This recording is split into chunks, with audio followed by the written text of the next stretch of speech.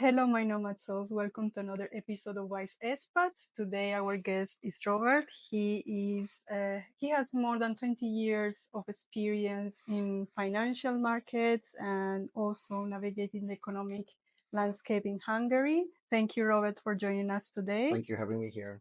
Thank you. Robert is also the partner of Hungary, and he is involved with corporate finance and also investments, planning and management. Absolutely. Yeah. Okay, so please tell us about your journey. I read that you were, since your childhood, very passionate about finance. Absolutely. So actually, I'm working as a financial advisor for Mhm. roughly 20 years. Actually, in February it will be 20 years exactly. And yeah, I think I was like 12 or 13 when I on TV there was like a documentary movie about the life of brokers on Wall Street. And back then, which is like okay, it wasn't 30 years ago, but like 26, 7, 8, something like that. Back then, even having a cell phone was like a weird thing. I mean, you already saw it on TV, but nobody had it, of course.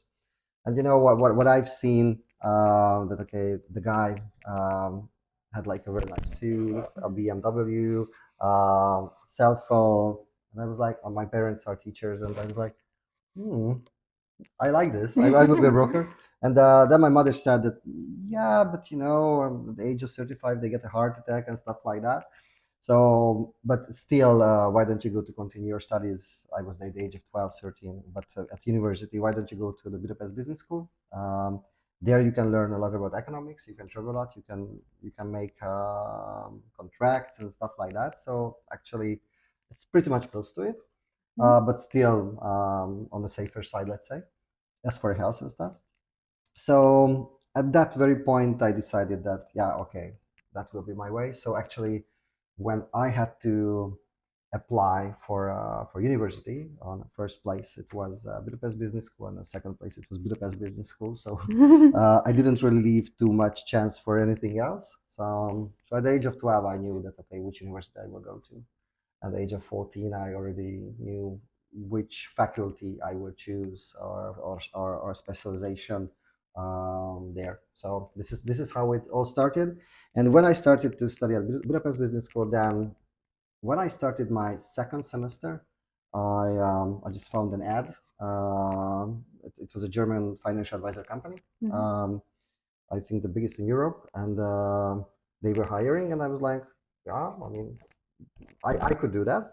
And then they had very many positions for young people. So back then I was like 20, and I started to work there. Actually, I spent there over 16 years. So besides studying, I was doing the same thing. But at the age of 23, I was already director. So it was a pretty good start, I think. And even today, I do pretty much the same. Just like roughly 3.5 years ago, I changed the company. Now I'm working for the biggest Hungarian firm, biggest broker on the field of insurances, investment funds, and mortgages. So all sort of financial products. And this is my core business even today. Of course, besides that, I have a few own businesses, but the most interesting, I think, for everyone who's watching our interview will be this part, of course. So real estate is a hot topic nowadays. Can you please explain us a Yeah. little bit about real estate funds? Okay. Real estate or real estate market or real estate funds? Funds. Funds. Okay. So real estate funds is a very interesting thing because we consider it like medium risky investment, because usually when we are talking about investments, the low risk is usually like bonds, the high risk, of course, stocks. Of course, it can always vary which percentage an investment fund has. But like a medium risk is investment funds for real estate investment funds. The problem is at the moment that we can talk about two things. One is when we are talking about the Golden Visa program, which at the moment, it's like every single week there's some kind of news, some postponing, more restrictions. And they are talking about for at least over a year that they will start soon, but it's it's not happening actually at the moment. Mm-hmm. So with this, it's very difficult to say anything concrete that can be used for the future, because we still don't know, and it's a little bit uncertain at the moment. Because there's one company who actually got the right to actually, if you invest through them, then okay, you can apply for the golden visa program, but they haven't sold anything yet, and it's a brand new company. It was just established like 7-8 months ago, and they are still expecting their first clients. Mm-hmm. And I mean, if you would have 250,000 euros, would you invest somewhere where actually nobody has invested before? So it's kind of, I mean, if I want to be on the safe side, I would think it twice. Mm-hmm. And of course, there are very many real estate funds which are in the market for 5, 10, 20 years. So Mhm. almost all the big banks have such funds where you can invest. But at the moment, it cannot be used for the golden visa For program. the golden visa. Yeah. So And let's say if some foreign investor wants to invest in these real estate funds, what could be the procedure? They could just go to any bank that can issue them, or actually, they have the companies. They have to have like MMB certificate, so a certificate from the Hungarian National Bank.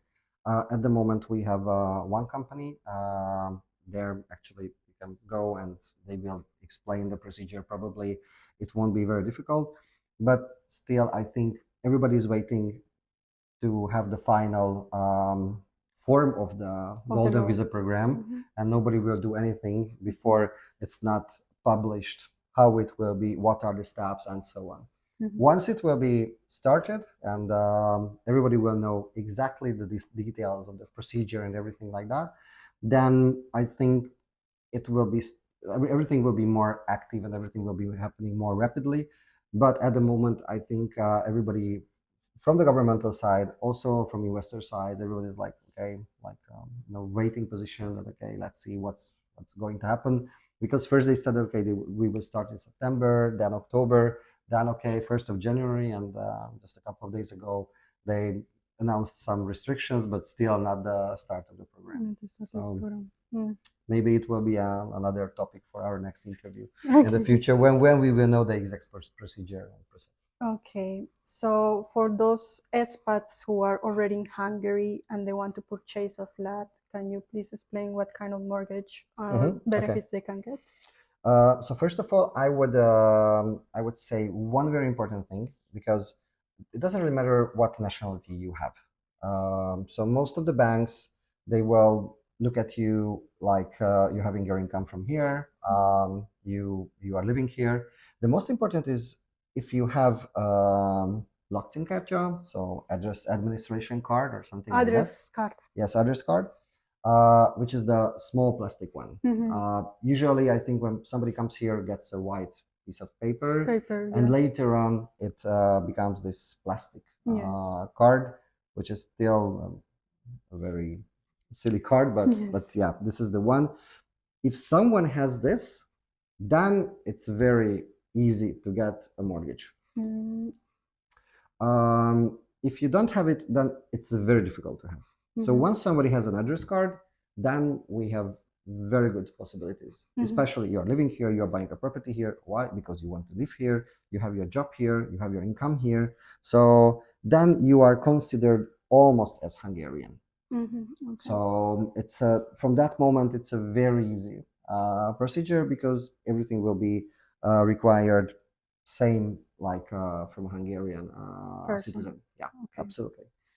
Other question what I usually get is about CSOK, which is like a governmental support if you are buying a property, and you also we are talking about couples in this at this point. They must be married. It's also a very important thing that it's only for married couples.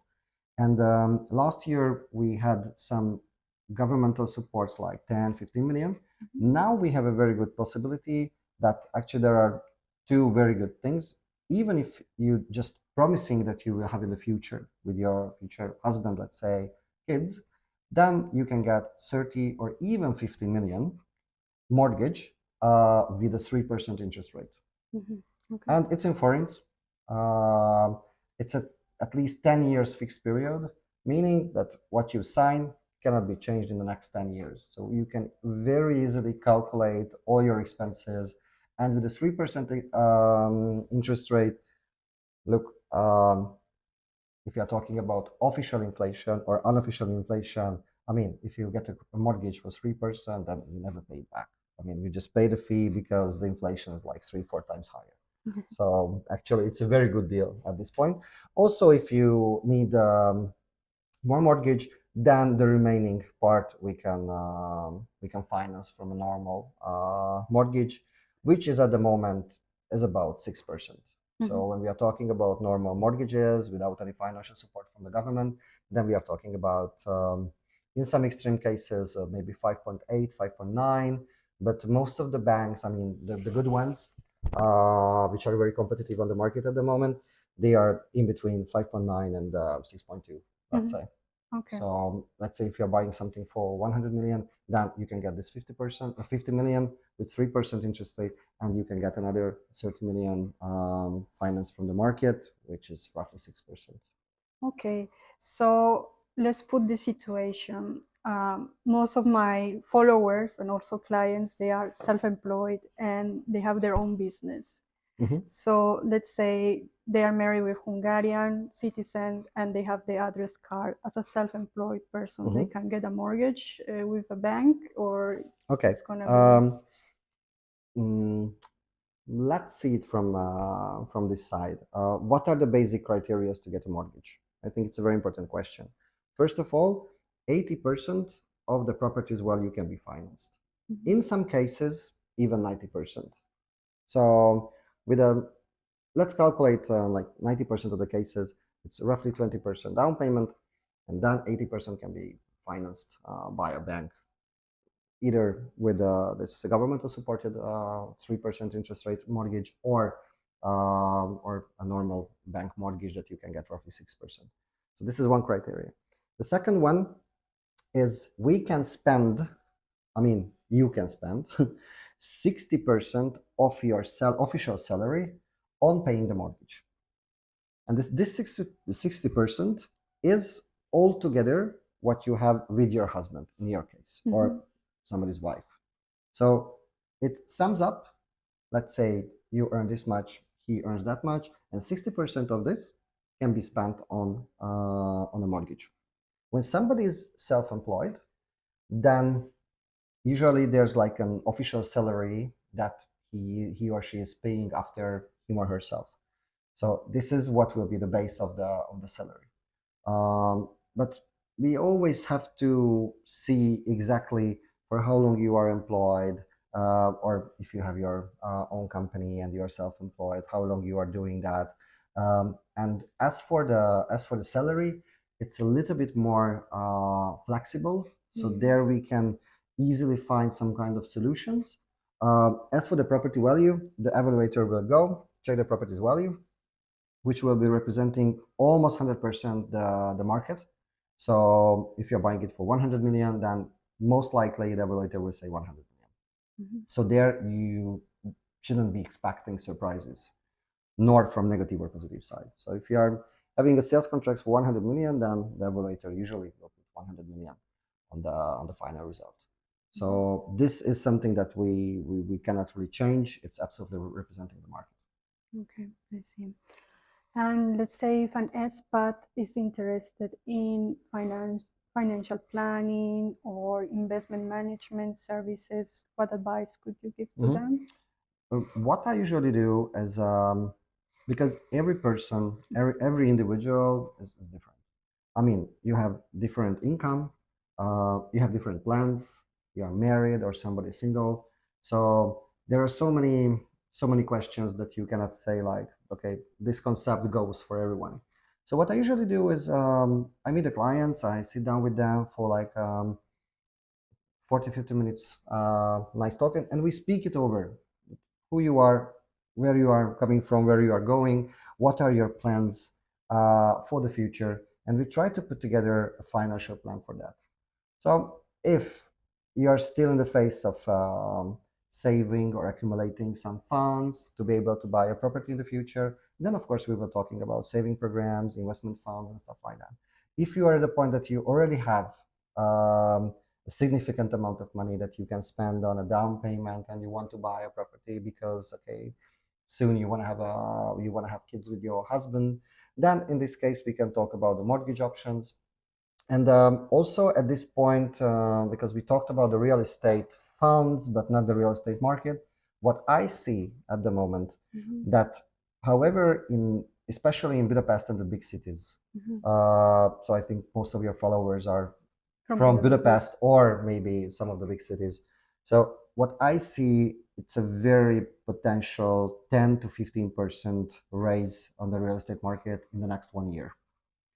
And this has actually many reasons.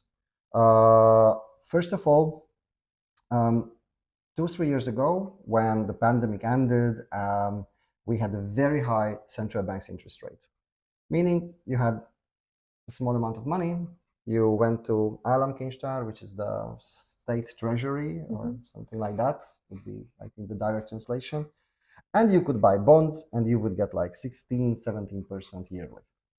Very good. For this, you don't need a financial advisor because you sign a contract in 3 years' time, you get over 50%. Very good. Okay, inflation 20%, but it's another thing. So at that point, you didn't need anyone to help you with your finances or your investments because it's very safe. It's a bond, 17% yearly. Well, let's go for it. Most of these bonds will have an end from February till May, meaning that there will be a lot of money coming back from the bonds to the clients with all the premiums, of course. And clients who didn't use this money in the last 2-3 years, of course, it would be killing them to see that the money is just sitting there without an interest. So they want to do something with the money. But now that the interest rate of the central bank is lower, nobody will actually reinvest into bonds. So there will be roughly 2,000-3,000 billion forints on the market.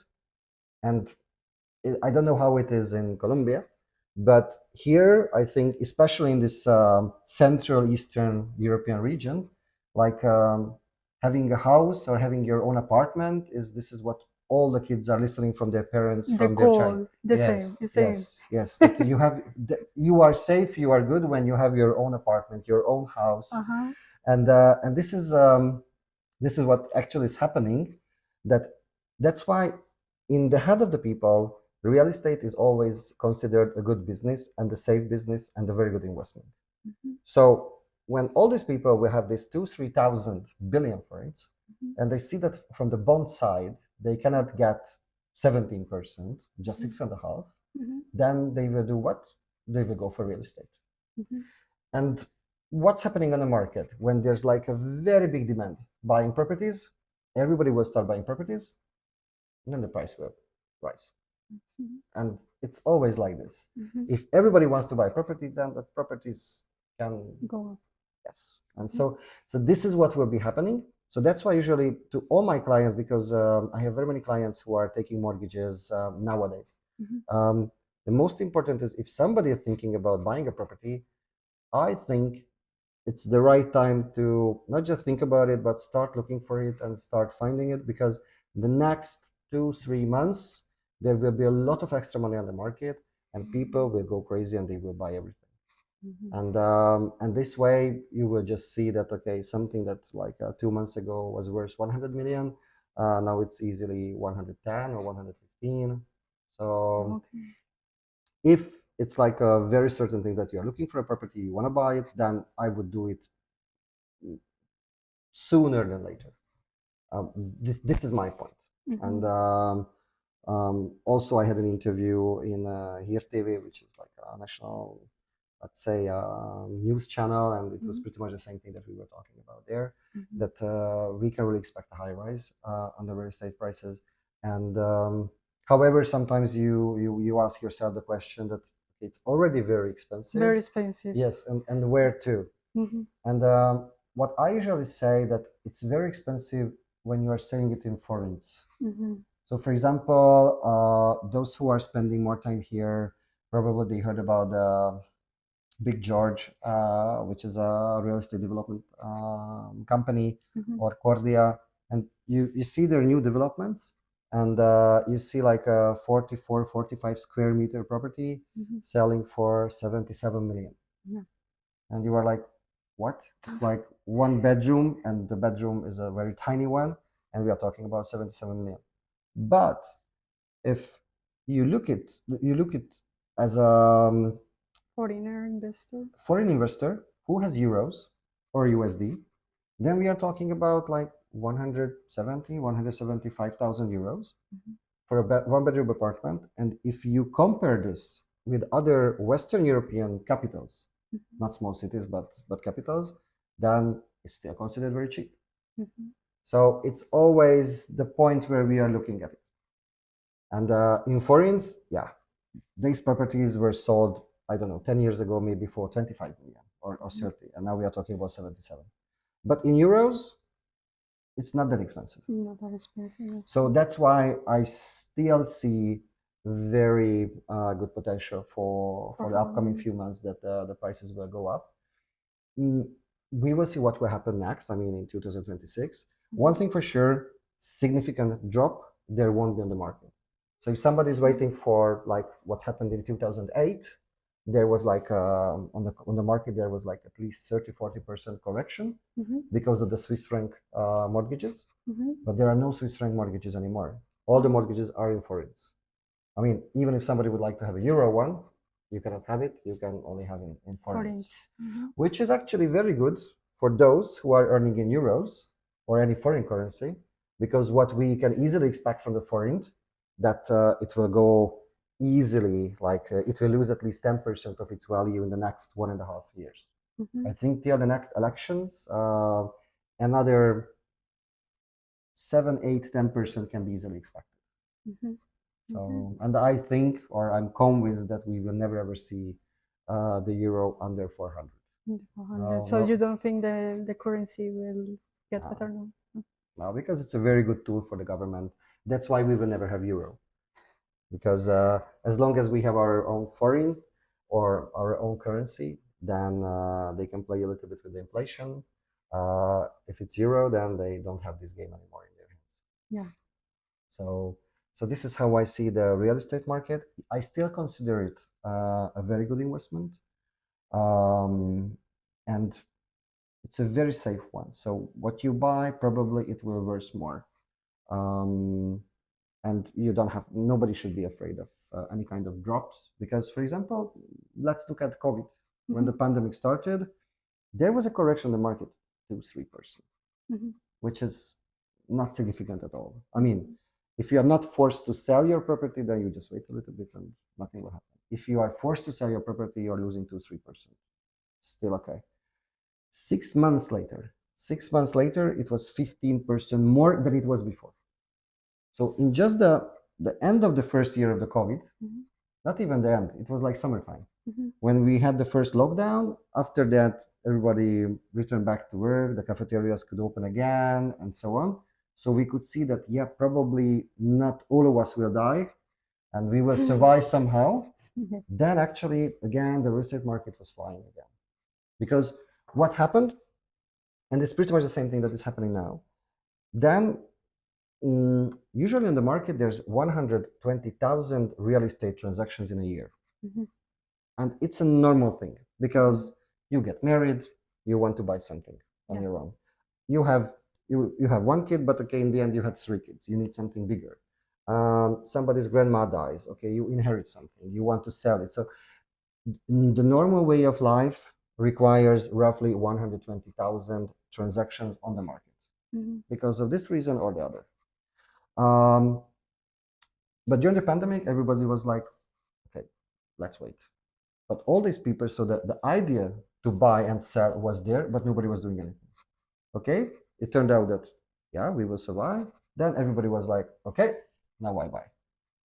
And then immediately there was a very big demand on the buyer side. And this is what actually will happen next, because there will be a lot of new money on the market, because of the bonds that will expire. Yeah, I see. Yeah, we have seen also a lot of increase on sales, not only for Budapest real estate properties, but also for Pécs and Debrecen. Debrecen is also, I think there was like, I just saw an article that Debrecen is among the 10 most recommended city in Europe to invest. So it's not about just Hungary. It's not about just like Central Eastern Europe, but it's in the top 10 cities where it's recommended to invest, because compared to what it might be in the future, it's still very low. And also we have very many new factories there, the BMW and so on. So there's very many people moving there, very big workforce, labor work, and everybody should live somewhere. And that's why they have, I'm not saying that like a housing crisis, but still the prices can expect it to be going up much more. Okay, Robert, thank you so much for your time, for your insights and expertise today. Thank you. And if you want to learn more about the Hungarian market state, about residence permits, taxations, please like and subscribe. It will help us to create more content. And don't forget to stay strong, keep wise, and stay informed. See you next time. Bye-bye. Bye-bye.